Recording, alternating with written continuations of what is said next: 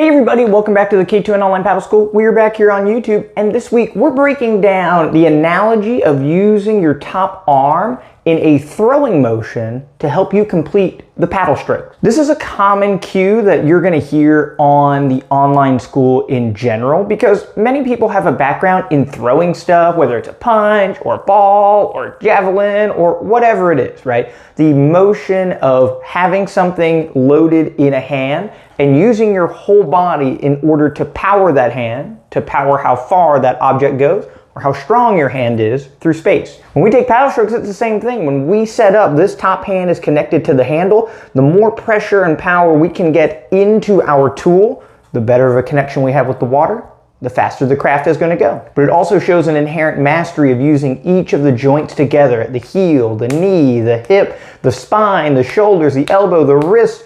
Everything has to work together fluidly, just like throwing something. And the real thing that we're going to try to lock onto in all of those different joints is the elbow's extension.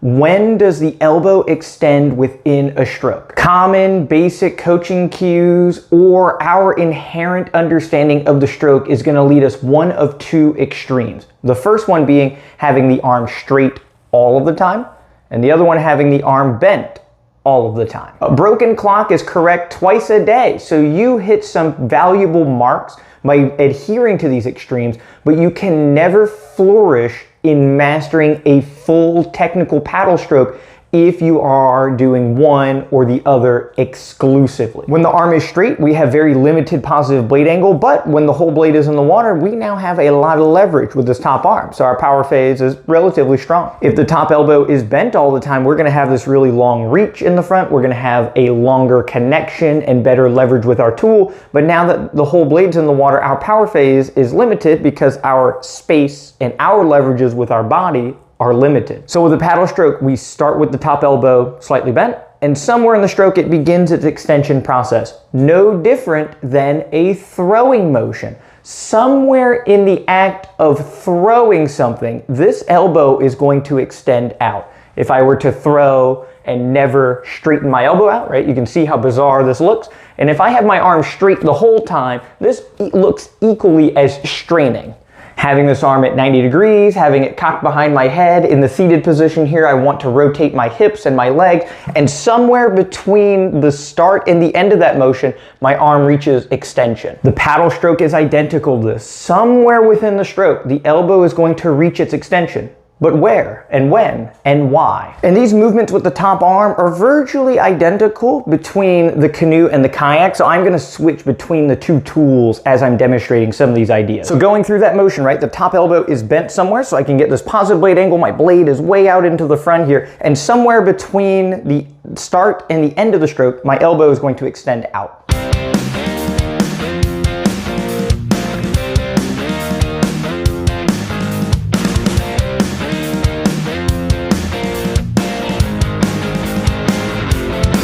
Just like any graceful, dynamic motion, somewhere in this transfer of power, the elbow extends.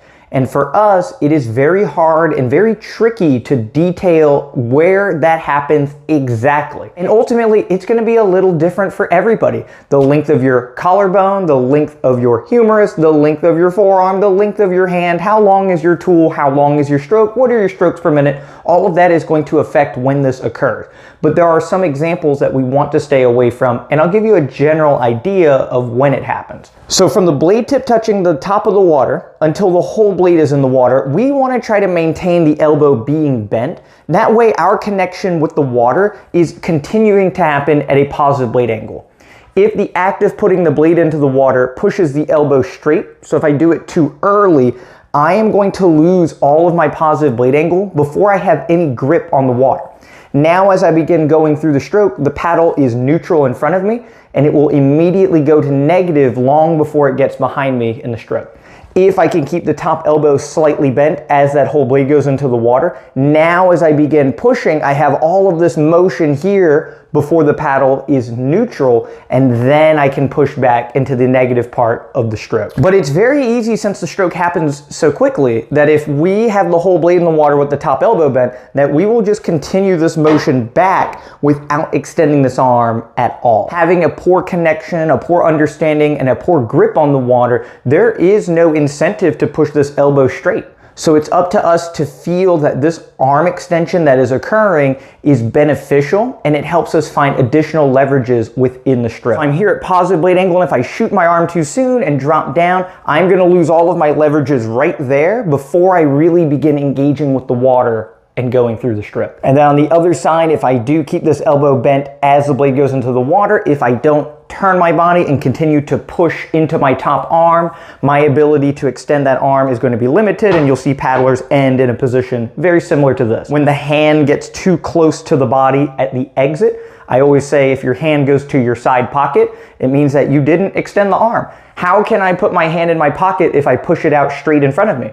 I can't. I can only get this hand closer to my body if my elbow remains bent throughout the stroke. You'll see a lot of paddlers get to the end of their stroke and their arm is still 90 degrees and they shoot it back towards their body. This is a terrible connection with the water, and there is a lot of leverages left on the table that you can utilize to keep going faster. So somewhere after the whole blade is into the water, this is the point that we're turning our body, turning our hips, and turning and pushing our elbow to that extension. Somewhere in the power phase, this elbow is getting to its full extension.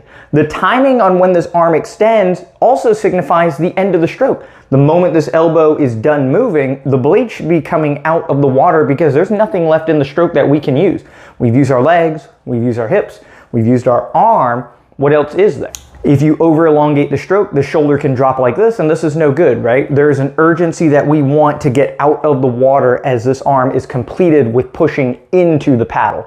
This extension here signifies that every joint behind the elbow has gone through some motion to help push into the paddle. And this is where you can't be terrified of the idea of a negative blade angle. All paddlers are going to spend time pushing with their top hand, and the moment we do that, the paddle is going to go negative, and that's fine. If we're powering the tool with every joint and every muscle of our body to its maximum, the paddle being at a slight leverage disadvantage is not the end of the world. The only real way to figure this all out is you have to paddle slow and you have to paddle strong. When you are taking strokes with the water, you need to be able to push into the water to get some sort of physical stimulus on your body. It would be like going to the gym and lifting a 1 pound weight and trying to have very perfect technique. It's really hard because you can just do whatever you want with 1 pound. But if you're lifting 100 pounds, now you have to be very meticulous with your body's position because the load forces you into these motions. The paddle stroke is very similar. We want enough load on the paddle that it forces us into very particular positions, and it's up to you to make that connection with the water. The more connection you have and the more stimulus your muscles have, the more you can feel that, oh man, this elbow extension is a good thing, and I'm getting more glide because of this little bit of a push with my top arm that wasn't present before. As you feel it, the timing will find you as you go through the stroke. And once you lock onto it, it is a motion and it is a feeling that you will never let go of because it is so crucial to the success of your paddle stroke.